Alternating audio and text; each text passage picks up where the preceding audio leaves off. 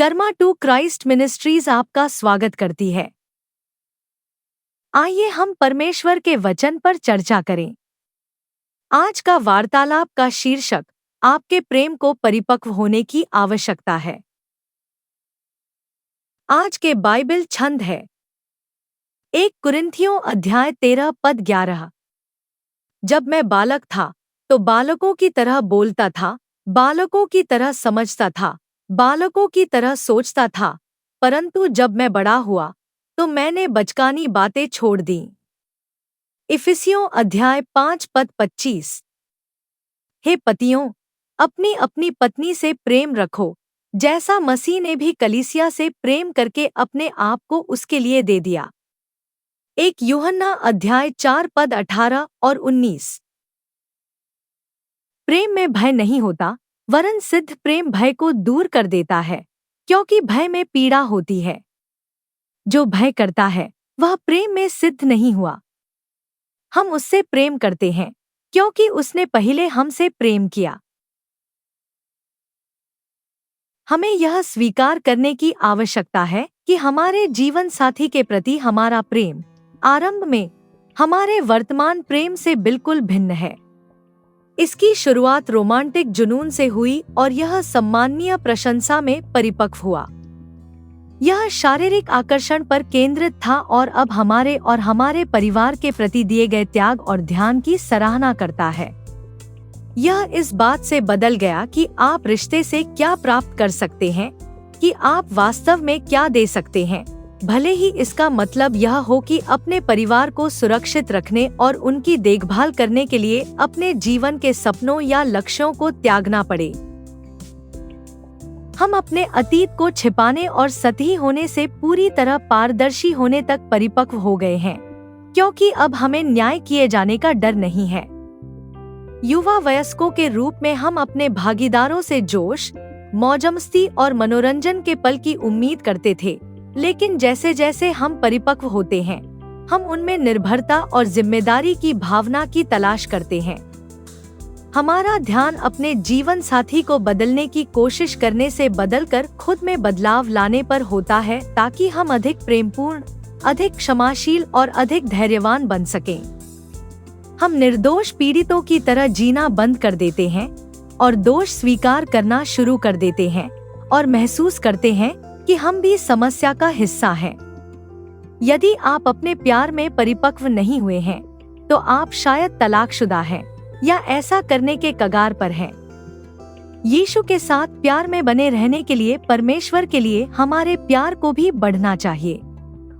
जब हमने पहली बार उनसे प्यार किया, तो हमने क्षमा पाने और नरक में अनंत काल से बचने के लिए ऐसा किया। लेकिन अगर यहीं पर बात खत्म हो जाती है, तो आपने पूरी तरह से गलत समझा है कि वह कौन है। परमेश्वर को हमारी जरूरत नहीं है, लेकिन हमें जीवन में सफल होने के लिए उनकी जरूरत है। उनकी कोई जरूरत नहीं है, न तो कोई शुरुआत है और न ही कोई अंत। नहीं वे सोते हैं या ऊँघते हैं, नहीं उन्हें हमारे अनुमोदन या अनुमति की जरूरत है कि वे जो कुछ भी करते हैं हमें देते हैं या हमसे लेते हैं। परमेश्वर के लिए हमारा प्यार इस बात से परिपक्व होना चाहिए कि हम उनसे क्या प्राप्त कर सकते हैं, हम उनकी कितनी सेवा कर सकते हैं। किसी से कुछ भी उम्मीद करना बंद कर दें और अगर परमेश्वर चाहे तो किसी अजनबी के लिए अपना सब कुछ त्यागने के लिए तैयार रहें। स्वीकार न किए जाने के डर से काम करना बंद करें और यह जानें कि कोई भी चीज हमें भगवान के प्यार से अलग नहीं कर सकती। खतरे का सामना करते हुए पूरी तरह से शांत रहें, क्योंकि हमें पूरा भरोसा है कि परमेश्वर हमारे लिए मौजूद रहेंगे। सौभाग्य से परमेश्वर हमें कभी नहीं छोड़ेंगे, लेकिन जब हम परमेश्वर के लिए अपने प्यार में परिपक्व हो जाते हैं, तभी हम बिना शर्त दूसरों से प्यार कर सकते हैं और अपने टूटे हुए रिश्तों को फिर से जोड़ सकते हैं। परिपक्व प्रेम का मतलब है बिना किसी डर के प्यार करना और यीशु की बाहों में आराम की जगह में प्रवेश करना। आइए प्रार्थना करें।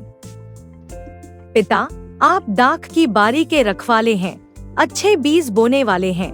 और वह हैं जो अधिक फल देने के लिए शाखाओं को छांटते हैं। हमारे प्रति इतना शुद्ध और पवित्र प्रेम दिखाने के लिए धन्यवाद पिता। आपका धन्यवाद कि आपका प्रेम बिना शर्त का है, यह धैर्यवान और दयालु है। आपका धन्यवाद कि हमारे अंदर रहने वाले यीशु के माध्यम से हम बिना शर्त के भी प्रेम करने में सक्षम हैं और हमारा प्रेम एक बलिदानी प्रेम बनने के लिए परिपक्व हो सकता है। हमें अपने प्रेम में वृद्धि न करने या अपने बचकाने तरीकों को बनाए रखने के लिए क्षमा करें। अपने रिश्तों में स्वार्थी होने और पहले प्यार देने के बजाय अभी भी प्यार की मांग करने के लिए हमें क्षमा करें। हम आज अपने जीवन में प्रेम, किसी भी आक्रोश और करुणा की कमी के बारे में किसी भी बचकानी मानसिकता को खत्म करते हैं। हम अस्वीकार किए जाने के डर, भावनात्मक रूप से आहत होने के डर या आज हम वास्तव में कौन हैं, इस बारे में पारदर्शी होने के डर के हर विचार को अस्वीकार करते हैं। हम यीशु के महान नाम से प्रार्थना करते हैं। आमीन।